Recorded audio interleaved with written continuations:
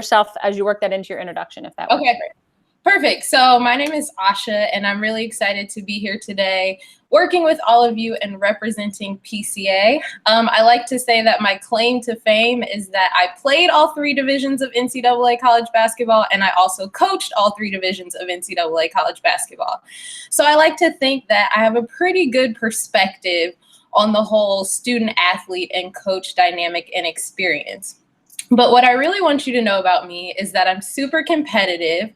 I love a challenge, and I appreciate honesty. So I'm going to invite all of you to be as honest as you can with yourselves today. I welcome any and all challenges, but most importantly, I hope this workshop revs up your competitive spirit, and when you walk out this door today, you cannot wait to get back to your teams. So in the spirit of competition, who were my first people to sign in? Has anyone gone ahead and signed in just based on this screen behind me? Awesome. If you have not, please feel free to grab out your phones and go ahead and text the number that you see on the screen there, 650-763-2405. Make sure you include all of the information that you see listed. So that is #12345. First and last name, as well as your email address. This will get you signed in for today's workshop.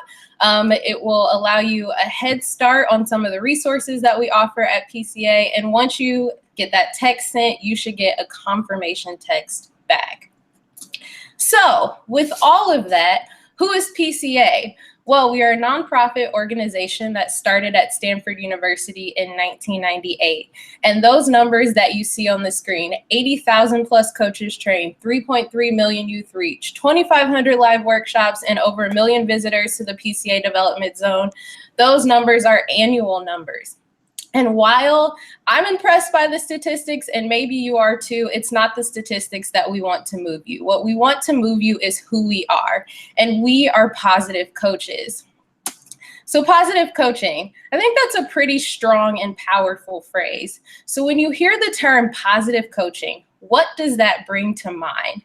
I want you to marinate on that for a second. And then as things pop to your mind, just go ahead and stand up, shout them out. After you shout it out, I want you to come get a ball and dump it into this bucket. Let's see if we can fill this bucket up with ideas of what positive coaching is. So if you have any ideas, go ahead, stand it up and just share with the group. I'm going to stand up. I'm going to say a coach that really cares about the kids more than they care about the score. Awesome. I'd say a positive coaching means when everybody involved is moving forward, learning the game, playing harder, and having a good time. Great. I think a positive coach doesn't yell at the kids, like isn't demeaning or degrading. It's somebody that really uses a lot of encouragement and just uses a lot more than punishment to motivate. Agreed. So good work on filling up this bucket. I bet you that was a lot easier than you thought it was going to be. And what do all of these things contribute to, right? They contribute to atmosphere. Positive coaching is about creating an atmosphere that supports best possible performance while teaching life lessons. In fact, we have a motto here at PCA: better athletes, better people. Now, as a coach, I find that I need my own little personal cheerleader. So the cheerleader in my head goes a little something like this: better athletes, better people. Better athletes, better people. Now, I'd be amused if you join me just one good time, all right? Better athletes, better people. Awesome, awesome, awesome. So here's the $1 million question. How do we develop better athletes, better people? We believe the answer is through the power of positive. So I'm going to ask for a volunteer right now. Who wants the spotlight, Kelly or Sam? All right, perfect. So Sam, you're going to be our free throw shooter. It's the 4th quarter of the game. We're down by 2. So you can determine whether or not you think these free throws are important. But when I say go, I want you to go through the motion and shoot your free throw. Everyone else in the room, you can be anyone you want. So coach, fan, parent, opponent, teammate. And when I say go, I want you to give Sam all the negativity that you have. All right, sound good? Ready, set, go. Boo! Oh, that was terrible. Oh, you're gonna miss Oh my it. gosh. All That right. was awful. So, Sam, you still got one more free throw left. All right, This time, we're going to give you all of the positivity that we can muster. Are you ready? I'm ready. All right, go. Woo! Yeah. Good job. It's going to be awesome. You're the best. Nothing but net. Nothing. See? Nothing but net. You didn't say that the first time around, huh? So what were the differences that you noticed between that first free throw and the second one? Oh, without a doubt, it's that, you know, that the people are for you. There's nothing negative rattling around your head. You can focus on what your mechanism is, your sequence, and get it done.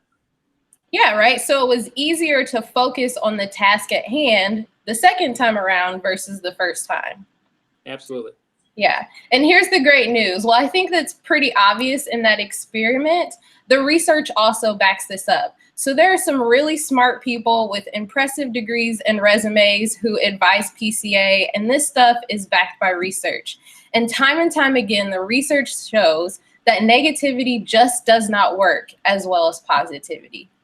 And in fact, in 2015, Sports Illustrated highlighted that we were pretty much in the last days of the abusive coach. And I got to tell you, in 2019, I think we're pretty much there, especially if you're not yet a Hall of Famer. And thankfully for us, there are elite coaches and players who are, in fact, Hall of Famers who agree that positivity is better. So if you recognize anyone on this screen, go ahead and raise your hand.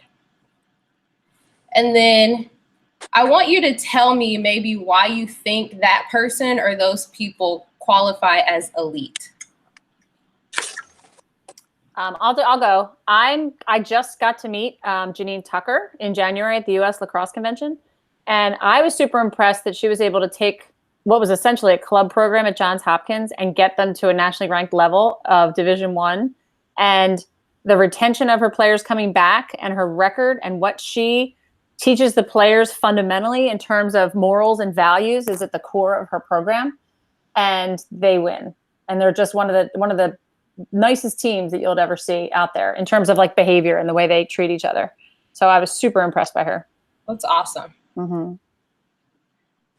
I don't know any of them personally, but Steve Kerr is the one that always impresses me, that how a coach at that level with all those pressures and all those negative comments relating to professional sports is able to mold an incredibly diverse group of huge egos and paychecks into a team that really does seem to play with teamwork and care about each other. Mm-hmm.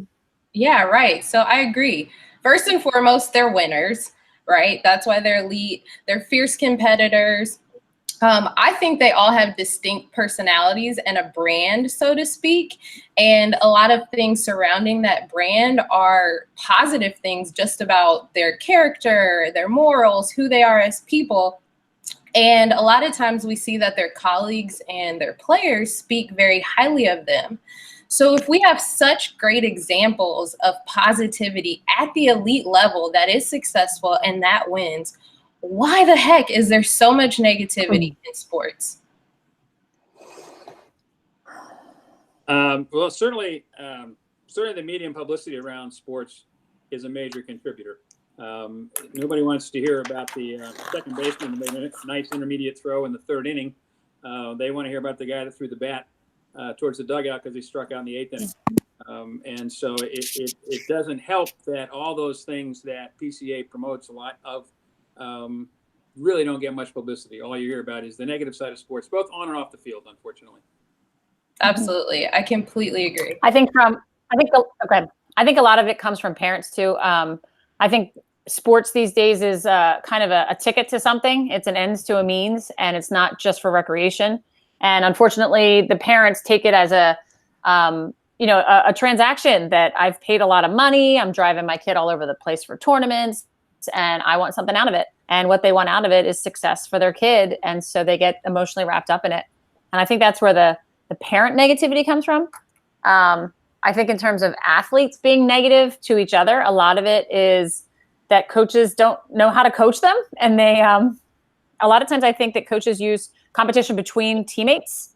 Like they'll pit one teammate against another, but not in a healthy competition way, in like a negative competition way. And so the players are afraid. They're playing afraid of being subbed out or not starting a game or, just not being the coach's favorite. So there's a lot of negativity going on within teammates. Agreed, right? So parents, media, coaches, right? We've helped to shift the narrative into a not so negative way, right? So as coaches, as positive coaches, we really need to talk about how we create a great experience for young athletes. So I want us to take a moment to stroll down memory lane. So I'm going to ask that you close your eyes, really get into it. And I want you to play the highlight reel of your youth. When you get to the sports segment, I want you to pause and I want you to pinpoint what that moment is and why it's making you smile. Revel in that smile just a little bit. And now share it with the person sitting next to you. People are sharing. All right. So if you can still feel, like truly feel that moment and remember why it was meaningful, I want you to raise your hand. Well, yeah, right. Of course you remember why it was meaningful because it made the highlight reel of your life, right? So positive coaching is about creating a meaningful athlete experience. Athletes want to feel connected. They want to believe they can improve, and they want to feel a sense of pride. So if that moment hit on 1, 2, or all 3 of those things, I want you to place your hand over your heart. Now, imagine what would happen if you gave that to your athletes. How would things change? Or maybe you're already really good at some of those things. Since you've implemented those things, how have things changed? What has gone for the better for you and your team?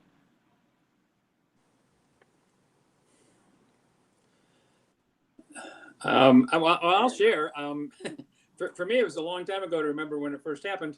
But ironically, real briefly, it was when I was 12 years old. And in those days, I was a country bumpkin in Alabama. And we didn't have organized AAU teams. We didn't have pretty much anything, except on Saturday mornings, the local high school would open their gym and everybody would go play. Well, there was the main court was glass backboards. All the side backboards were wooden fan backboards. How's that for dating myself? And the whole object was, if you got picked to play on the center court with the glass backboards, you'd made it. That was like a huge, huge coming of age. Okay. Well, I vividly remember the day that I was picked to play on those glass backboards. And I think, unfortunately, today, the first question anybody asks you, I remember when I got home, my granddad, who didn't talk much, said, "Did you get the glass backboards?" That was his first question every Saturday afternoon when I came home. And when I finally said yes, words can't describe how I felt and how he felt, I'm sure, even though he didn't say so. Today, unfortunately, the first question you ever hear is, "Did you win?" Mm-hmm. Or "How many points did you get?" And I think, unfortunately, the love of the game in that context has kind of been lost. There still are athletes that feel it, and I think for the most part, they're the best athletes. Absolutely. Mm-hmm. Nice. Kelly, do you have anything? Yeah, it's funny when you said that. There's so many moments that come to mind, but it kept going back to, I don't remember what happened exactly in the moment, but I kept remembering like looking around and my teammates just jumping up and down and screaming and cheering. So right away, number one was what came to mind because I played a lot of different sports as a kid, and, there were definitely triumphs along the way and hills and valleys. And sometimes when you're losing a game completely, getting crushed, the one goal that you score is like, woohoo, like everybody's cheering. But that's what I just keep seeing in my reel over and over in my head, is just celebrating little wins along the way. And I know, one of them was my early high school lacrosse season, and we didn't win a game hardly at all. But I just remember every little tiny thing that we did, it was like, wah! We were all like best friends, and that's what made it fun. And we didn't even care what our record was. It just made it a lot of fun.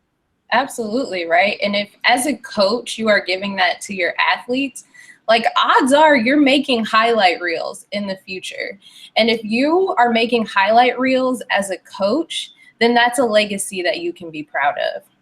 So now I'm going to ask you another question. And this time I want us all to shout our answers at the same time. From your time as an athlete, Name the first coach of yours that comes to mind. Ready? Go. Coach Art. Coach Kirk. Michelle Finnegan. Nice. If that coach provided a positive experience, I want you to raise your hand. If that coach provided a negative, okay, all positives. So no, in between maybe. All right, so now I want everyone to raise your hands. If you played for that coach under 10 years ago, put your hand down. If you played for that coach under 20 years ago, put your hands down. This is not fair. My hand's not up yet either, Sam. If you played for that coach under 30 years ago, put your hand down. All right. There we go. Right? We still have hands up. And so how telling is that? Like, I don't know about you, but I've had dozens of teachers and adults in my life since that coach I played for 20 years ago. And I can maybe remember one or two of their names. But I tell you what, I remember that coach. I remember some of his practices. I remember highs and lows. I remember the sound of his voice. Heck, I even remember what he primarily wore to practices. Like, whether he knows it or not, he has a legacy. And the reality of it is, all of us have a legacy as well. And so I want us to take a moment to listen to what a former NFL player and coach has to say about legacy. Play the video. Mm-hmm. So how do we take steps towards a positive legacy? At PCA, we believe you do so by being a double goal coach. And as a double goal coach, it's not about the or, it's about the and. You don't have to give up winning to teach life lessons, and you don't have to give up teaching life lessons to win. As a double goal coach, you are focused on the and. We strive to win, and most importantly, we teach life lessons. That's all I got for you. All right. So how would you transition into the first principle then?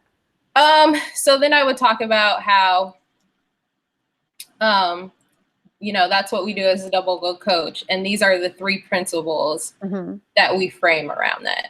Okay. All right.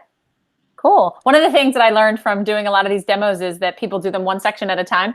And then when they go out to do a workshop, some of the feedback is like, well, they have to work on their transitions. And I'm like, that's my fault, because they all stop. Everybody just stops. So it's just good to kind of figure out how you would flow into the next, section. But yeah, transitions are important. Thank you, Asha. That was wonderful. I could get a feel for what your workshops are going to be like. And that's fantastic.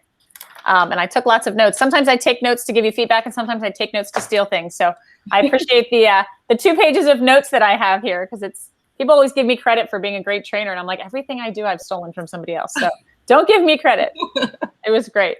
Well, I appreciate that. Yeah. So Sam, I would love to hear, if you were just a coach, you never met Asha before, you were in her workshop, just hearing the intro, what are a couple things that really stood out for you that you really liked? Some of Asha's strengths, something that resonated with you a lot. And then maybe if you have a suggestion for her on how to improve even more moving forward.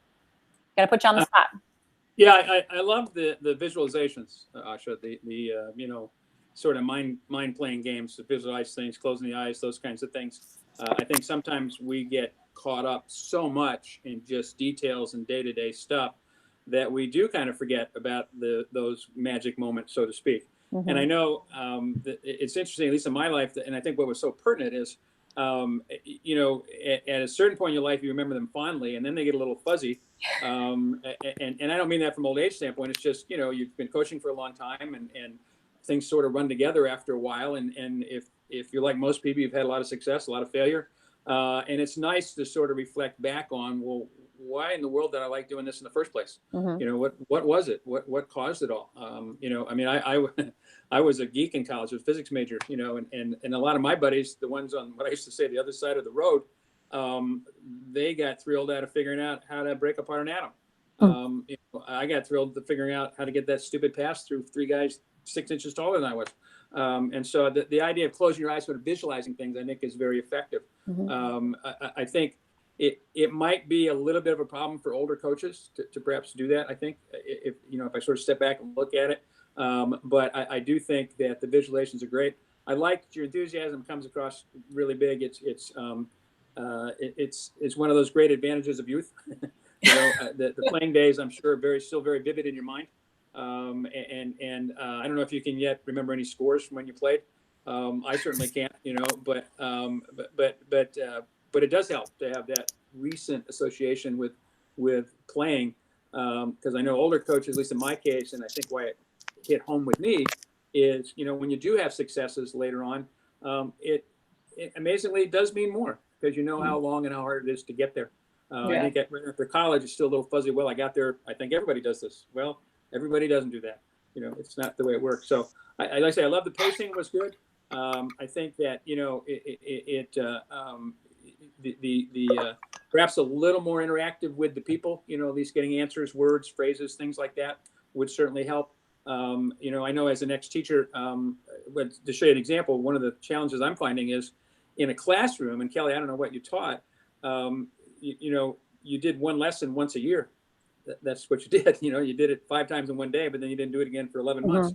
This is a much different model where you do it and then you do it over and over and over again. So I'm finding that kind of interesting, to be able to spend the kind of time that it takes to develop really a dynamite presentation, as Kelly, I'm sure you know. And so I think that the ability not to sort of be tied to the PowerPoints, was pretty impressive. Thank you. Thanks, Sam. Great feedback. Sure. Asha, I agree. I was really impressed by how well you knew everything and how smoothly that you did go from one topic to the next. It was seamless. And it's tough to do the first time that you do this. So I applaud your preparation and just your phrasing, the things that you use, the things that you said. As I said, I've seen hundreds of these, I've done hundreds of these. So whenever somebody phrases something or does it different, I'm like the highlight reel, like I've heard that before, but I've never really thought about coaches. You're part of the athlete's highlight reel.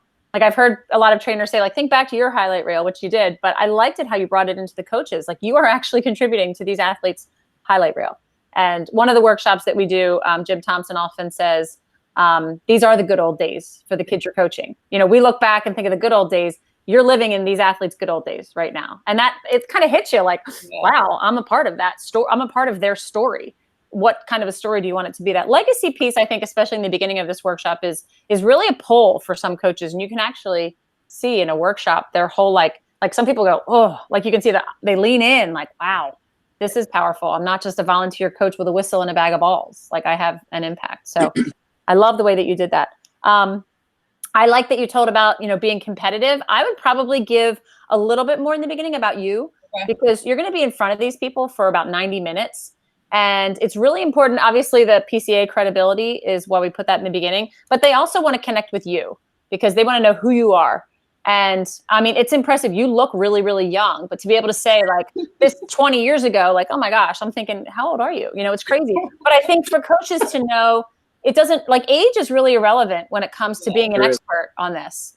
And I've said that a lot. Like when I first started, 10 years ago, some of my first workshops, I had coaches sitting in the front row with their arms closed that had been coaching for 30 years.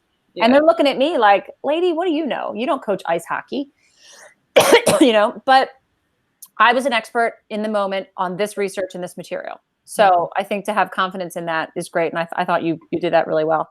I love the different ways that you connected us. The clapping, stand up, close your eyes, think about it, talk to a partner. I mean, anything you can do. You had those pulling out left and right, and you're going to keep people engaged. The other point of that is not everybody likes to talk to a partner. Not everybody likes to stand up. So if you can hit them with that, I actually just recently started doing, because I'm big on like, get up, move around, talk to a partner. That's what I enjoy. But I had a coach a couple months ago say, is it okay if I just stay here? And I thought, you know what? When I'm teaching kids, I sometimes give them an out if they're uncomfortable. Yeah. But in the workshop, I'm like, everybody get up and find 4 people that have the same color eyes you have, And so now I've been saying, if you're comfortable getting up, I'd love you to get with a group of 3 people and talk about this. If you'd rather just, sit and do it yourself, that's fine too. So I'm kind of changing a little bit the way that I handle my craziness. I think the free throw shooter was good in the beginning. I think, again, that's something that's a really fun activity to do. And that's usually something you can pull into E-Tank. So just to be able to have, if you want to do that in the beginning, just have some other kind of an illustration or role play that you can do when you get to filling the emotional tank.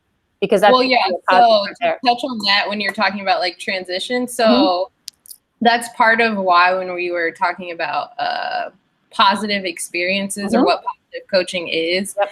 that I want us to like fill the bucket up. So later when we get to E-Tank, it's like, okay, look, we have this full bucket, you know, now what happens when we start taking things out or whatever? Yeah. I knew that bucket was going somewhere. Okay. No, I like that too. Just beware. Like I always also tell trainers too, like have another activity in your back pocket, because you might show up to a workshop and there might be 65 coaches and they told you that there was only 20 coming. Okay. So, I mean, that happens a lot. I always say that, you know, the best PCA workshops are the ones that don't go anyway like you thought they would. And the inconsistency with PCA is actually one of the great things about it, because workshops are sold usually 6 months to a year before they happen. Oh, wow. So in those 6 months, sometimes the communication might change, or, you know, the athletic director or the head of the organization might say, oh, well, wait, I have this whole other group of coaches that I want to invite. So I've gone to workshops where I'm expecting 10 people and I get 60, or workshops where I'm expecting 60 and I get 4. So you just never know. And you might say, oh, it's all high school coaches, and then it'll be youth coaches, or it'll be, you know, you'll think it's all these experienced people and they're like, I've never coached before. So just to be able to think on your feet, do what you can do with what you have and who's there is kind of a good motto to have. The one suggestion I have is when you're mentioning, the elite coaches, I really like that thought about like, why are they elite? They're also members of our National Advisory Board. Okay. And it's just nice to be able to tell the coaches that like these elite athletes aren't just saying they like positive coaching, they're actually invested. So, you know, we tap into them. It's not like their face is just on the Wheaties box. Like we can actually tap into their expertise. They contribute to our workshops. They come to our events. And, you know, and they're not getting paid. And some of them actually pay in to PCA as advisory board members. So they're paying us to be part of this. Okay. But it's just a really good way to kind of say, hey, they're really connected. They're not just positive coaches that we like. They're people that are connected to our actual organization. So just a tip. Let me see what else I said. Oh, I like that, like shout out a coach that had an impact on you, and then like, was it positive or negative? I think that's great, because I've been asked a lot of times, like, think of a positive coach or think of a negative coach. But when you just said like, think of a coach and shout it out, it's interesting who comes to mind right off the bat, right away. And again, I love the legacy piece of saying like, you're going to be that coach that's going to come to these kids' minds. What's your history? What are they going to remember you for is a kind of a trite phrase we use on the slide, but you know, I'm in the middle. I haven't coached high school for 10 years and I'm back to coaching high school this season. And I'm like, whew, the season hopefully will not be over tonight. We have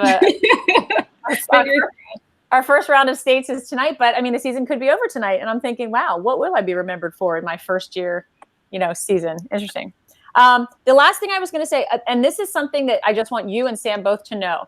So our slides, our PowerPoint decks are in the PCA Trainer Share folder, and you download those to your own computers. If you feel that some of the slide order is not really working for your, you know, your format or what you want to do, you're welcome to switch things around and change things out, or change some of the pictures. If you're doing like an all basketball workshop and you want to put in a picture of Steph Curry, you know, whatever you want to do, you have the license to be able to do that. And some of the things too, we'll update you from time to time. So like Herm Edwards, for example, he's coaching Arizona State right now. Okay. But when we did the slideshow, he wasn't. So even though it says like former coach, he's actually currently coaching. And then there's one in there with Curtis Granderson, and like it says, oh, New York, you know, whatever team he played. Like players change teams all the time. Yeah. So we're actually revising on our new revision of the new workshop that's going to come out in the fall. We're taking out all the labels so that when athletes get traded and change, we don't have to revamp a whole PowerPoint deck. But just to let you know, you do have the license to be able to switch things around or change things. If you're going to add anything to the workshop that's not from PCA, we just ask that you just check with me. You guys would check with me. Check with your lead trainer and just like make sure that that's okay. Perfect. Sounds good. Yep. But well done. I'm excited to see what you do next. Thank you. Yeah. So Asha, if you can stay on, you're welcome to stay on for Sam's, or if you have to go, we understand that too. Okay. I'm on nap duty, so if I close out, it's because the 2-year-old woke up from the nap. No problem. That's awesome. Yeah, we've done these with toddlers sitting on laps before, and we're pretty flexible around here. Dogs barking. I always tell people, I'm coming into your home. Don't apologize for anything. That's awesome. Yeah, it's totally fine. So if you do bug out, though, just to let you know, so the next step would be for you to pick one of the principals and do your second demo on one of the principals, which Okay. the focus of the principal is different than the introduction, because the principal, if you're doing Feeling Emotional Tank or the Elm Tree of Mastery or Honoring the Game, it starts with the concept. Like, how do we get all these coaches bought into the concept? However, you can figure out a creative, clever way to do that. And then it's bringing it to their reality. So the scenario that we use in it is like, okay, how are you going to use this? What are you going to do when this situation arises? And then the concrete tools. So I always say it goes from concept to concrete. And what the coaches want in this workshop is actual tools. Like, how do I actually do this? I'm bought in. I understand positive coaching. I know that positive is better. But what can I physically do to get these little people that I'm coaching to do what I want them to do?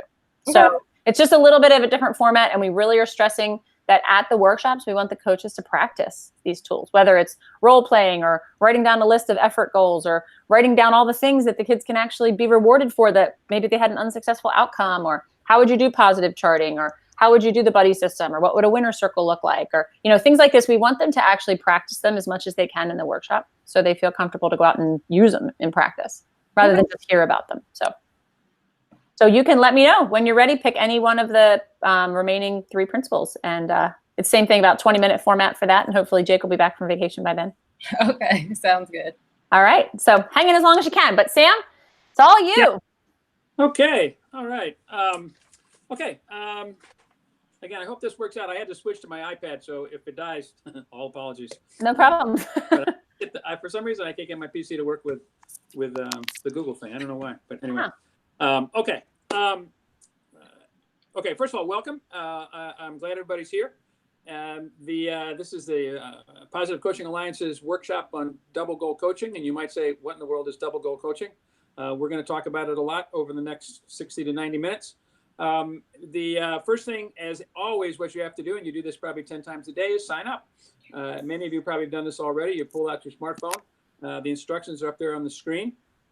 If you recognize what I call the pound sign, if you said that to your teenage daughter, she'd say, "What is that?" It's a hashtag. I've made that mistake numerous times with my players over the years. But anyway, if you can type that in real carefully, you gain access to a lot of valuable information on the PCA website, all sorts of articles and sources, and it's the Google world that we live in, and there's a lot of things there that you may not even be aware of, but read through it. I hardly encourage it. I do it almost every day to stay up in touch, in my case, on coaching volleyball, all sorts of new ideas. We guarantee you'll get at least 5 emails per day from us. Just joking, 1 a week. Mm-hmm. If you're frustrated like I am trying to turn some of that off, trust me, it won't happen here again. A little bit of my background so you know where I'm coming from. First thing is that I've been involved in athletics for a long, long time. I have the fortunate advantages of being a young athlete myself many, many years ago. I've been a parent, so I've raised kids in youth sports a number of years ago. I've played in college. I was very fortunate to be able to play both basketball and baseball in college, which I ideally wanted to do. And then lastly, many years after that, I decided to change careers. I was in the satellite and space industry for about 30 some years. Was very, very lucky to be in the right place at the right time, a number of different occasions. I used to joke that I personally put the man on the moon, me and about 30,000 other people. But nonetheless, it was an exciting time. And ironically, it has contributed to what I've done in athletics, the ability to see a goal, and a lot of people work towards it. And then finally, now, after I changed careers to teach and coach in high school, never in my wildest dreams that I think I would have been coaching high school volleyball for about 15, 16 years now. And then finally, now I'm looking at youth sports through the eyes of my 4 grandchildren. So I think as you'll see throughout this workshop, you notice I didn't say lecture. I'm not teaching you anymore. It's a workshop. We're working together to try to become better coaches. Many times you'll see me refer to things as to how things have changed. And I think the change is important to understand how we've gotten from A to B to C to D, and hopefully be able to get back to the better times. So that's my background. Just out of curiosity, everybody, we would normally probably stand up and do this, but how many of you are first-time coaches? First time you're ever going to coach something? Anybody? No? How many like 1 to 3? 3 to 5? 10 plus. In between the 5 and 10. In between the 5 and 10. Okay. The reason why I ask is I always like to do this when I interview coaches to hire for our volleyball program. I always like to ask them the following question. Give me the funniest thing you've ever had happen to you as a coach, as a head coach. Something could be unexpected, something a player did, happened in a match, happened in a practice. Just one funny thing, quickly, 25 words or less, that might have happened to you as a coach. I have one. Okay. I started coaching youth lacrosse for my daughter's team, and I told the girls how important it was to be there on time.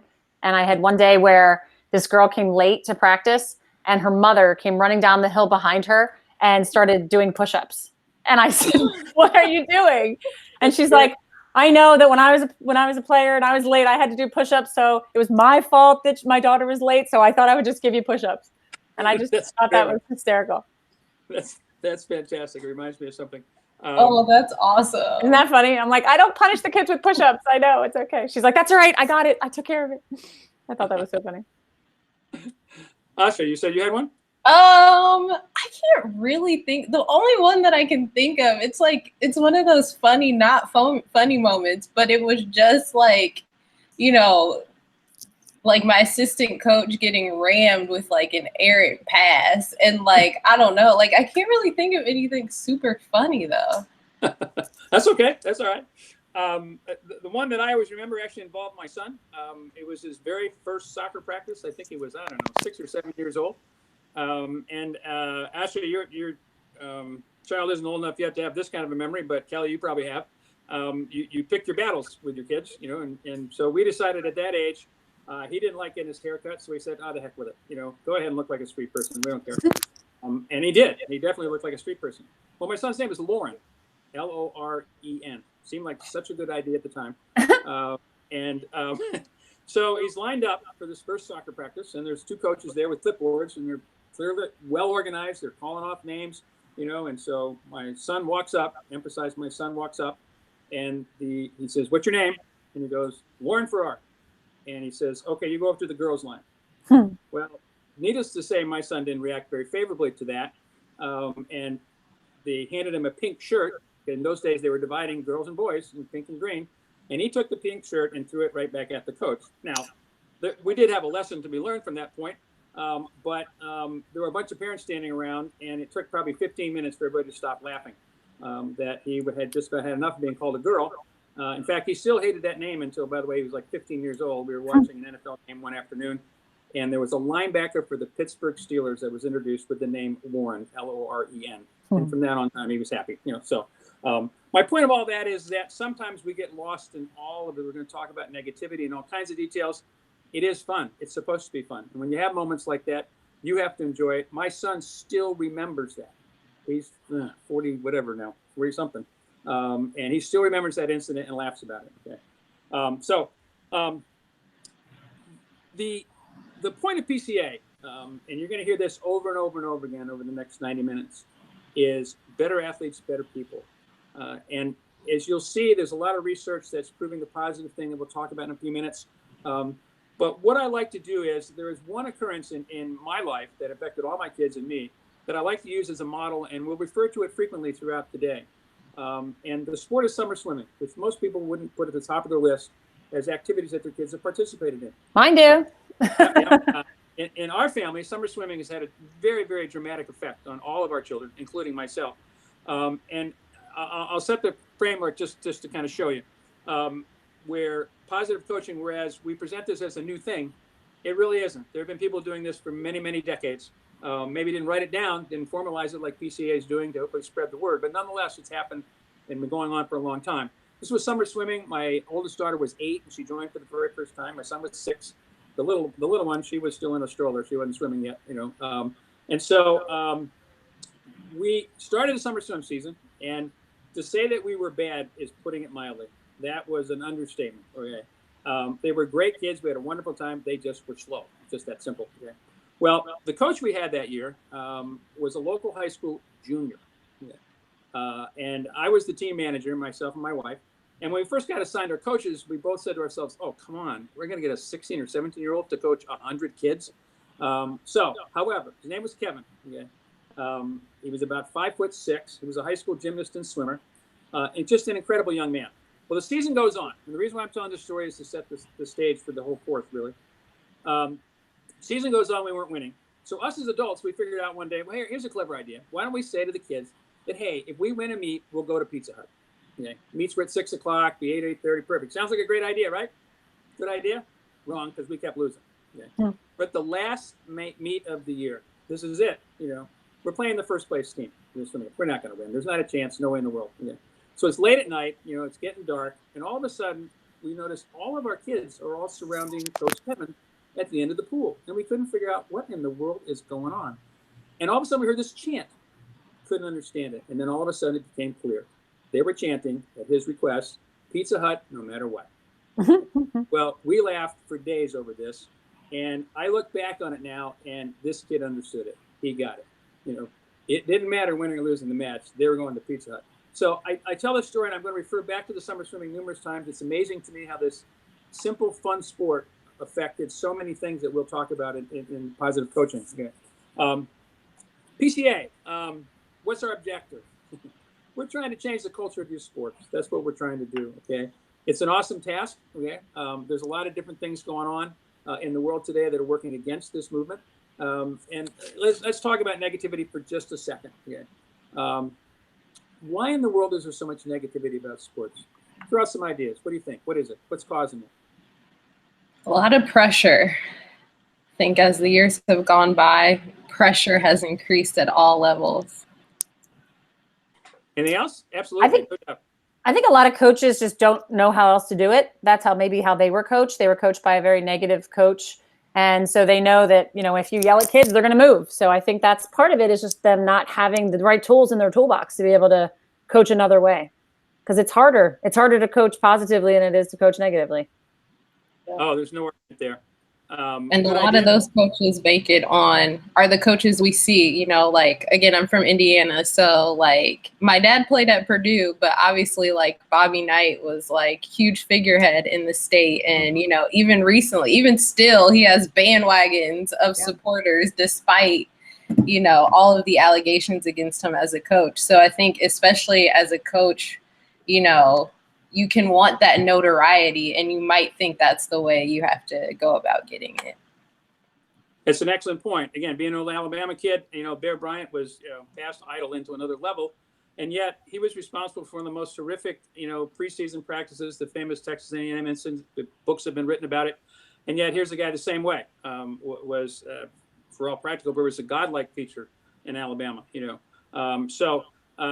What about the effect of any observations on the effect of the win at all costs approach? Vince Lombardi, winning is the only thing.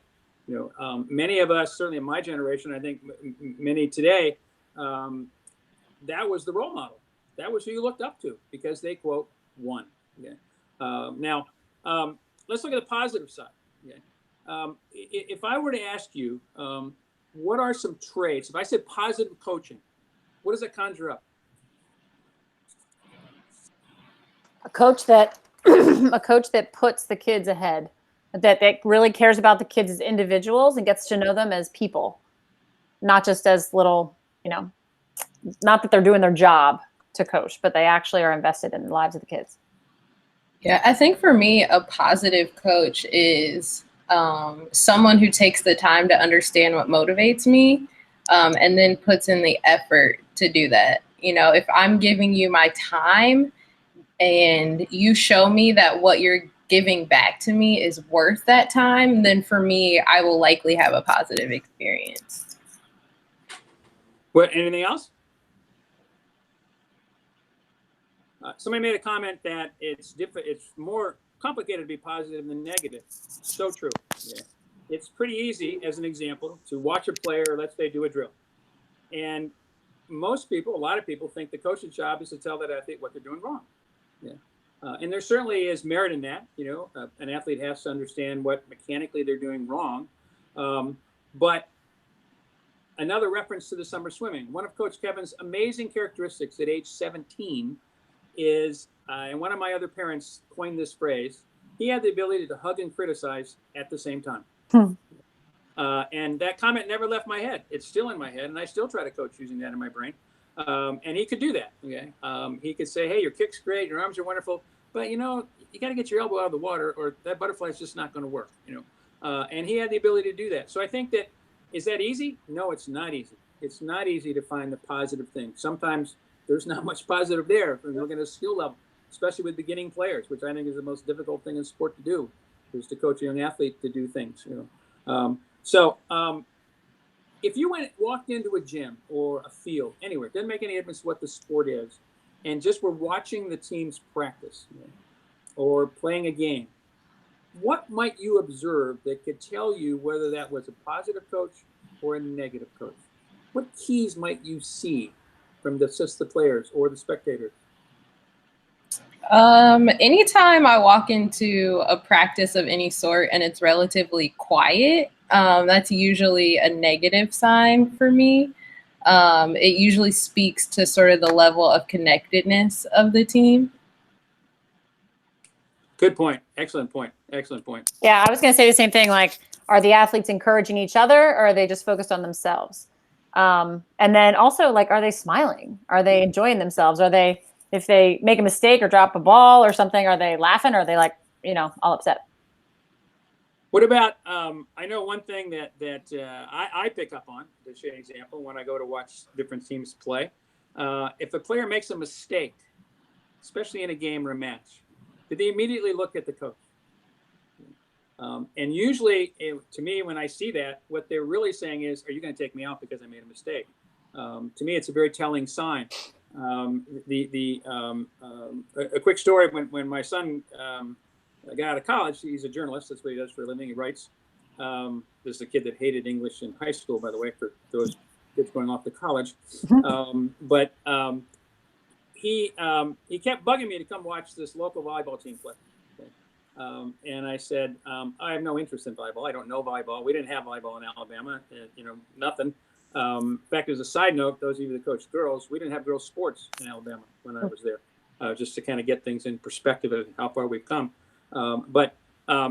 Finally one night I ran out of excuses. And he took me to watch this team play. They were number one in the region. I literally didn't know volleyball from a hole in the ground. In fact, if you put a volleyball and a soccer ball, I might not have been able to figure out which one was for which sport at that time.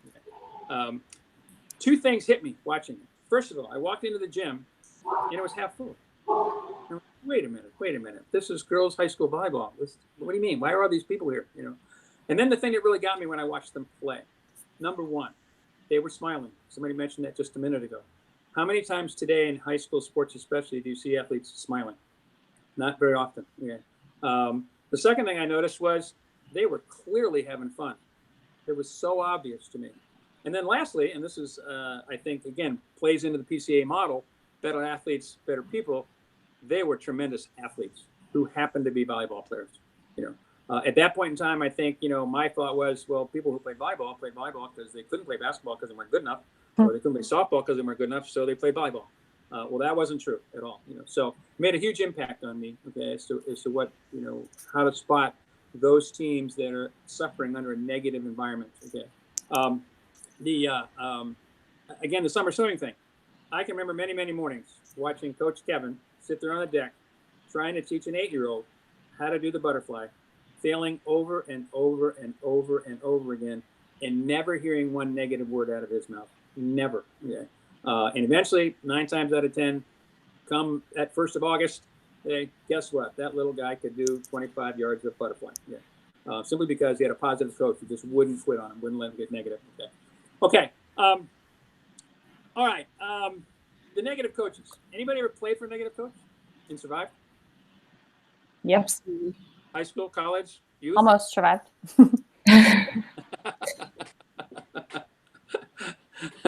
Asha, you ever play for a basketball coach that you felt actually kind of set you back? Yeah, for sure. I played at 3 different colleges, so that probably says a lot. Okay. Kelly, how about your experience? Yeah, my high school field hockey coach was very win at all costs. And she was, when I came in freshman year, they were coming off like being second in the state the year before. They had never won a state championship. They'd always come in second. So she was like feeling it. And she was definitely verbally abusive, aggressive. You barely ever got a smile out of her. If she gave you a compliment, you would almost faint. We were petrified. And anything we did, our school was on a hill. It was Methacton High School, which actually means evil hill in Iroquois Indian. And we knew that hill was evil because anytime we did something wrong, we had to do sprints up and down the hill constantly. So learn to hate that hill. Yeah. Yeah. We had a hill in Alabama football too. There's probably still some guys running that hill right now. Yeah, exactly. Yep. Okay. If I were to ask, what do we have to do to create a positive coaching experience for an athlete? In other words, what would be the in your mind, maybe not the ultimate youth activity, but top of the line, one that you are so confident that children will remember and that you'll remember as a coach? What would you do? What would it look like to you? Would we care about winning and losing? I think I would still. Sure, absolutely. Yeah, no argument. I mean, I joke with players all the time. Losing isn't the end of the world, but it sure isn't bad. There certainly is an upside to it. Would it matter? What level we were at? No, I mean, when I think about a positive experience for a lot of kids, and I think, whether you're 2 or 20, like, you want to know why. Why are we doing this? What's your motivation? How is this valuable? So I think that matters, and as a coach, you can't just be like, you have to show them why A plus B equals C and why it will attribute to winning, or how even when we don't win, we still want to do these things because these are the benefits of it. Kelly, anything? Yeah, I mean, I think that's, I couldn't say it any better. Okay. I don't have anything else to add. Yeah. Very well said. Yeah. One of the things that sports gives you, and I always think back on a great Bear Bryant story, that when he was at Alabama, every year he worked on a 1-year contract. That's what he did. He refused to sign a multi-year contract. Yeah. And so every year, all he asked for is he wanted to be paid $1 more than the highest paid professor at the University of Alabama. And one day, finally, a journalist got up the nerve to ask. Not many people would ask Bear Bryant too many questions. But finally got up the nerve to ask, says, why? Why do you think you deserve $1 more than the best chemistry teacher at Alabama? He says, well, it's real simple. When that chemistry teacher makes a mistake, 30 people see it. When I make a mistake, 80,000 people see it. And so I figured that was worth $1 extra. So what sports gives you is a tremendous opportunity from a coaching perspective for what's referred to as a teaching moment. When I say teaching moment, what does that mean to you all? As a coach, what does a teachable moment mean? I think it's just an opportunity to seize an opportunity to help your athletes learn something. Either positive, negative, both? Yeah, both. Both, cool. Mm-hmm. Yeah. Any examples you guys can think of that you might have seen as a teachable moment as a coach or as a player? Endless. Yeah, there's so many. I think honestly, the one that probably it has lived with me since, gosh, I don't know, I was in middle school, but it was for AAU basketball, and we probably went a month of tournaments, and like my coach just was not playing me. And I couldn't figure out why. And he didn't talk to me. I didn't talk to him. All of a sudden, it was just like I was benched. And finally, I said something with him after a month, and he's just kind of like, oh, I just wanted to see how bad you wanted it. And I'm like, how the heck was I supposed to know that was the takeaway? So, yeah. Needless to say, I've learned to speak up since then.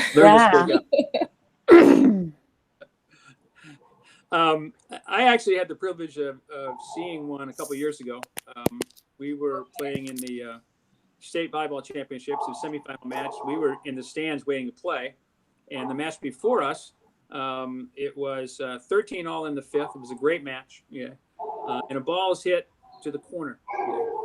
Well, the defensive player made a movement and unfortunately ran into the linesman. Yeah. They both tumbled over.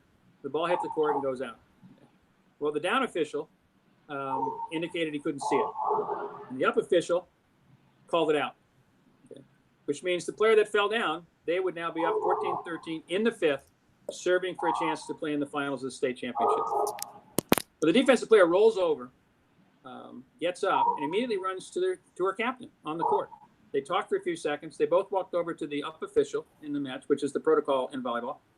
And they talked for a few seconds, and the official stood up and awarded a point to the other team. What the defensive player had done was she had come up and said, no, the ball was in, and nobody could quite figure that out for a few minutes. And then finally, as you might guess, the team that then was awarded the point served out the match and went to the state finals. Yeah. As word spread about that, we were all just absolutely amazed that this young athlete would do this.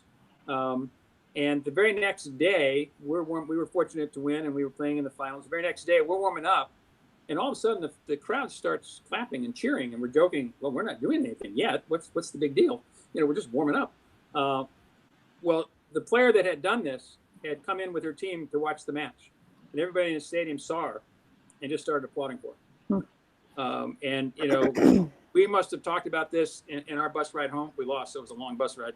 And our girls really, really were just astounded by this. They made a huge impact on them.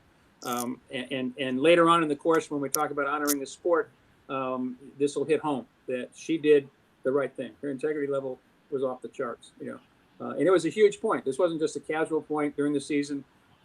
This was it. This was their whole season. So it's a teachable moment. Our girls learned that, hey, you play the right way. That's what you do. Now, all this said, okay, how do we get from A to B to C? Okay, a lot of nice theory, a lot of good thoughts, positive works, negatives, bad, teachable moments, on and on and on. Okay, the remainder of the course will be taking the three major aspects that PCA uses in order to actually give you the tools to accomplish positive coaching. Okay, there's three main things: the emotional tank, what we call the ELM tree of mastery, and honoring the sport. And we're going to in lots of detail on all three of those. And we'll do it in a way that gives you practical tools, things you can go tonight to your practice and apply. Yeah. I know since I first heard about PCA maybe a couple years ago, even though I'm just now getting involved, I read an article about it. I read a book, an old paperback book, which was in the library. And there were so many things in there. I went, wow, why didn't I think of that? That makes a lot of sense, And I've been applying things in our practices now for 2 or 3 years that I never would have done if I'd not been exposed to some of the concepts that PCA has put on the table. And I can assure you, they work. There's no other way to put it. They work. So again, I think that's where I'm supposed to end up. I believe it's getting ready to talk about the 3 main points, right? Yep. That's it. That's it. All right. Thank you. All right. How'd you feel going through that, Sam? Hi, Ruben. Thanks for joining us, by the way. Oh, hi, Ruben. How are you? He's on mute. Okay. That's He's okay. on mute. Yeah. How did you feel going through that, Sam? Pardon? I'm sorry. I said, how did you feel going through that? For the first time. More rapid than I had planned. Again, I couldn't say struggling getting familiar with the material, but still sort of getting the terminology.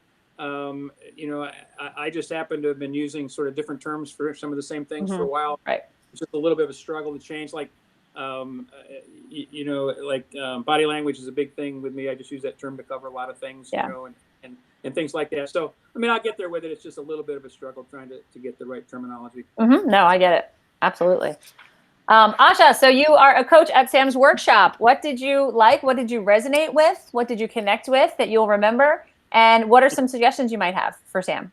So first and foremost, your smile is great. And I think that's infectious. And I also appreciated your humor. I could feel that throughout. And I think that's good when you're kind of sitting in a room sometimes. you know, where experience is on your side, you obviously like have a ton of stories to pull from. And I think that that's really awesome. And I think it'll help you connect with different groups of coaches for sure. I think it'll be easy for you to walk into a room and kind of go, okay, this is the area that I should pinpoint on. And I think that it also sort of made it feel conversational, which is relaxing. Because again, sometimes, right, when you have to go to a workshop, especially if it's like in the evening, you're like, oh, I've already had a long day. Like, what are they going to ask me to do? That sort of thing. I would just say like my biggest point of improvement maybe is to be a little bit more succinct. There were times where I kind of like was trying to keep up with the story, but by the time we got to the end of the story, I think I was missing crucial details that kind of like would hit your point home. So I would just say, think a little bit about your stories and the key points that you need to really drive your point home. Got it. Good point. Good observation. Yeah. Thanks, Asha. Yeah, great feedback. Thanks, Asha. I agree with Asha. I think you're going to have the coaches. You've got such likability and, you know, humility also. And I think one of the things that I would love to see you tweak slightly is using your experience and your age as an asset, not as a liability. So, you know, a couple times I just felt in your tone that you were saying like, well, you know, like I've been doing this forever. This is a sign of how old I am. This is what things are back then. That for being a PCA trainer is an advantage, not a disadvantage. So your experience should be used. That should give you confidence, not feel like, well, you know, back then we didn't even have girls sports. I mean, that's an interesting, I think that's interesting personally, but I don't think you should use it as, I don't know. I just think it's something that I think I get credibility. I understand what you're saying completely. Yeah. Really, yeah. So that would be my first suggestion, Sam. Okay. I agree with Asha though. I think you're very comfortable and you're easy to listen to. I think this introduction to the workshop, it's tough to do succinctly because there's so much you want to say. And as you start really looking at the workshop as a whole workshop, not just one section of it at a time, you're going to start to move some of those stories. You know, if you picture it almost like a puzzle, you're going to take some of your stories that you might have said today in the introduction and say, wait, I think that'll fit better for honoring the game. Or maybe instead of me telling the story first, I will say, have any of you ever, you know, whatever the story is, like I loved, you know, what was your funniest thing that happened to you as a coach? Anytime, a lot of times when I tell a story at my workshops, I will ask the coaches to think of their own experience or a story first. And then if they don't really have one that I would like to drive the point, then I'll share my story. But there's a lot of times when I'll just hold back and I'll be like, you know, I had a story in mind I wanted to share. One of the coaches in the room had a better example. So I'll just kind of park that for right now and say, I'm not going to share that part of me. So I think, you know, your storytelling is definitely a great gift that you have.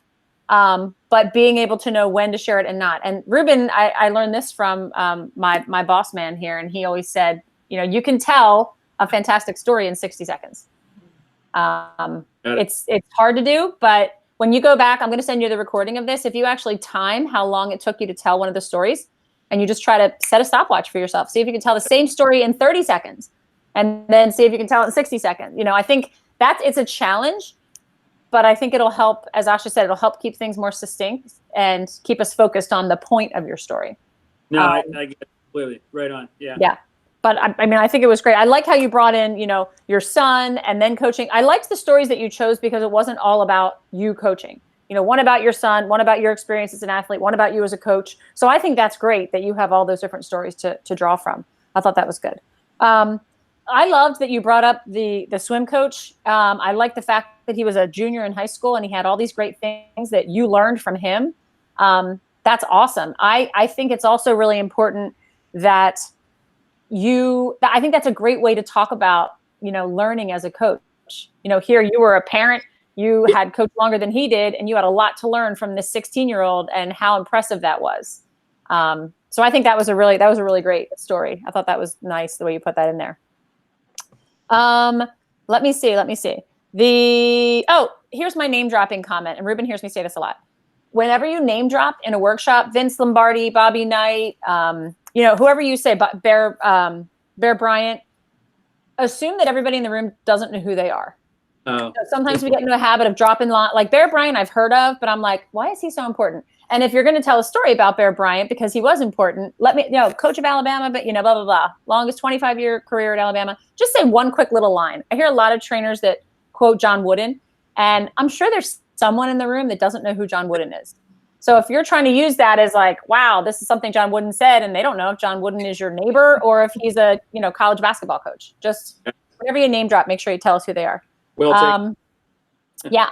So again, I think, overall, the teachable moments section, super excellent idea. I love asking the coaches for teachable moments. I would move that. I don't think I would do that in the introduction. I think I would move that to a different part of the workshop because there are endless teachable moments. And I think, I don't know, I'm not exactly sure where I'd put it yet, but I think it'd be really cool to put that later on in the workshop. Maybe even for honoring the game.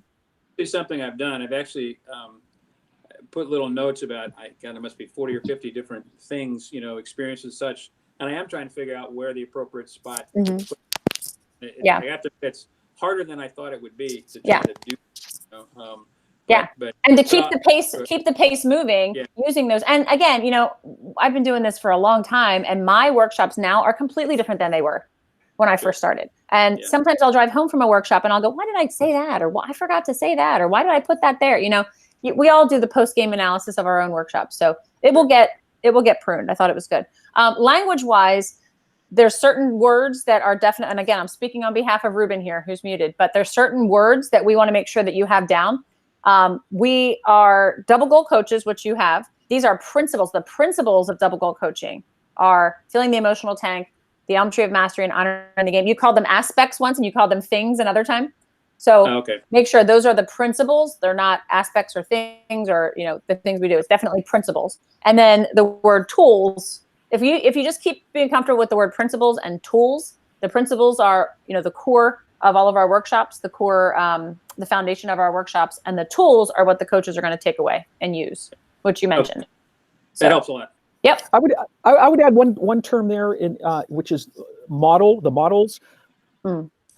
The models are double goal coach, second goal parent, triple impact competitor, and single goal leader. We refer to those as models. So that's another term to get consistent using. Okay. Yeah.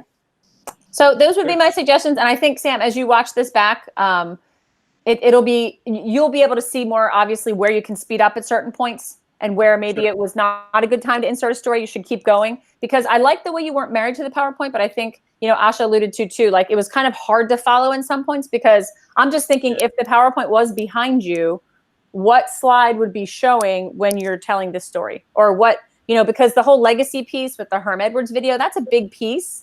And you got into the teachable moments, but you really didn't think about what's my legacy moving on. And the double goal coach model of double goal coaches are focused on winning and life lessons. Like I didn't hear you say that to the point where there'd be a visual that I can actually get that. And that's a huge part.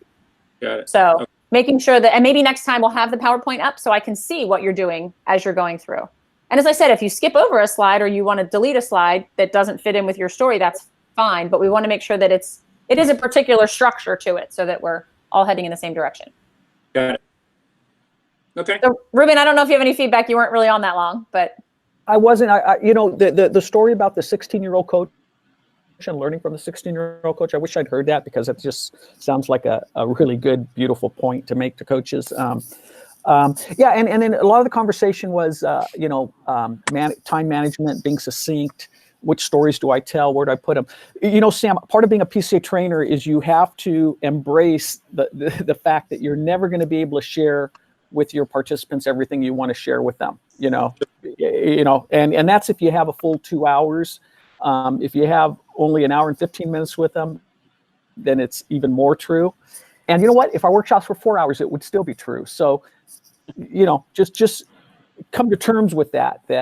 You got to pick and choose. And that maybe one story fits in one day, and the next day it's a different story.